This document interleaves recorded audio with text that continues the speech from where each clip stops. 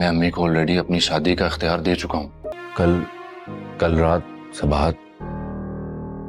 صباحت کا نکاح نہیں ہو سکا۔ محبت ریزہ ریزہ ڈرامہ بہت ہی زبردست ہو گیا ہے۔ جیسا کہ ہم جانتے ہیں کہ صباحت کی شادی ٹوٹ چکی ہے اور اس کی مدر اور فادر بہت ہی زیادہ پریشان ہیں۔ اس کی مدر بہت زیادہ رو رہی ہوتی ہیں اور اس کے فادر بھی یہی سوچ رہے ہوتے ہیں کہ ایک دفعہ شادی ٹوٹ جائے تو دوبارہ اس گھر پر بارات نہیں آتی، بہت مشکل سے آتی ہے، لوگ تانے ہی دیتے رہ جاتے ہیں۔ لیکن یہ لوگ بہت زیادہ لالچی تھے۔ اس کی مدر ان کو روکتی رہ گئی کہ آپ رکیں اور میری بات سنیں، کیا ہوا ہے مجھے بتائیں تو صحیح، کس لیے جا رہے ہیں؟ لیکن وہ کچھ بھی نہیں بتا سکے۔ وہ کہتے ہیں کہ آپ کی بیٹی کو گھر بٹھا کر رکھیں کیونکہ آپ لوگ اس کی تنخواہ کھانا چاہتے ہیں، اس وجہ سے اس کو گھر ہی رکھیں۔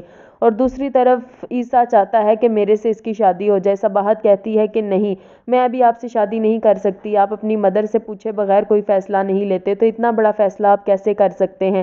یہ آپ ہم پر ترس کھا کر کہہ رہے ہیں، ایسا آپ بالکل بھی نہیں چاہتے، میں جانتی ہوں، اور جب تک آپ کی مدر کی اس میں رضامندی نہیں ہوگی میں یہ نہیں کروں گی۔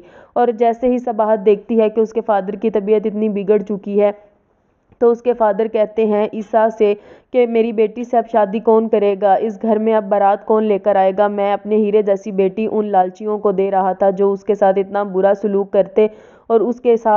برا سلوک کرتے اور لالچ میں اس کی ساری تنخواہ بھی ہڑپ لیتے۔ تو اسی وقت عیسیٰ کہتا ہے کہ صباحت تو لاکھوں میں ایک ہے، میں اس سے شادی کروں گا، میں اسے پسند بھی کرتا ہوں۔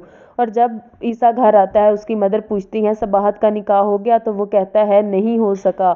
تو اس کی مدر چونک جاتی ہے کیونکہ یہ اتنی ظالم اور وحشی عورت ہے، یہ بیٹے کو اس کی شادی ہی نہیں کرنا چاہتی، کیونکہ یہ کہتی ہے کہ بیٹا ڈیوائیڈ ہو جائے گا، کہ مگر میں اس کی شادی کروں گی تو یہ جیسے میری کیئر کرتا ہے ویسی کرے گا نہیں۔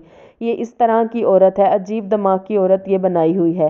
اور دوسری طرف دیکھتے ہیں کہ ان کے ماموں کی بیٹی آئی ہوئی ہے، وہ بہت ہی لالچی ہے اور اس کی بہن عیسیٰ کی بہن کی چیزیں دیکھ دیکھ کر خوش ہوتی رہتی ہے۔